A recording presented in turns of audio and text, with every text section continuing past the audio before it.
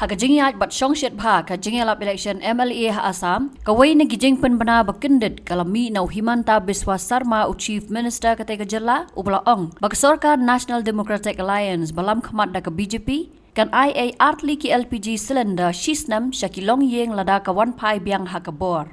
habakran ha jingyalap election ha ka South Rek Yoyong arajar apun riu u Himanta Biswa Sarma ula ong bak Sarkar kanai artli ki LPG cylinder klamdan kamsiu kata ka weishwa ka le nyam bihu bat ka weishwa ka le nyam puja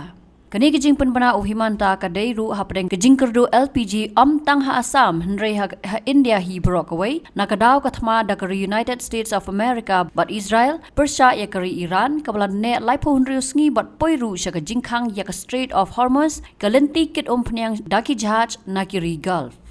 kumban syukro baka Assam kan lech ka election jet MLA ha ka khandai tarik yoyong arajar apun riu bat ka jingnyo ya ki vote kan long hadu ka South tarik jemmang arajar apun riu bat u Himanta hi u khmi lanti ban wan ha ka sin ba ar komu menteri rangba bat baka parti jong u ka BJP kan sar biang ha ka ka jella u Himanta udang pen krek ban sya jet biang komu MLA ha ka sin bahin riu na Jalukbari constituency hadien bola job lenter na do Snem arajar wei aru eta mur monot ase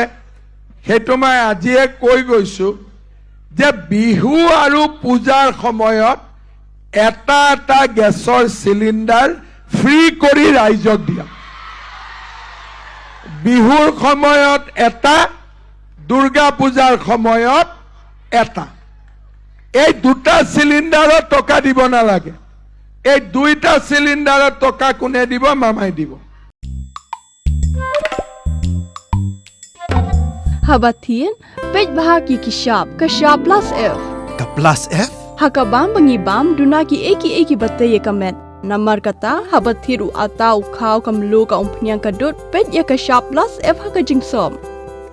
Yaki nutrient kumki vitamin bat ka ayan la icon diat bat akabatau bha. Kam kata ikadur jengki marbam kajing mat lani ka rukom shed yaki. Balehi banai kita. Kadon ka we kajing mentoy bakongsan.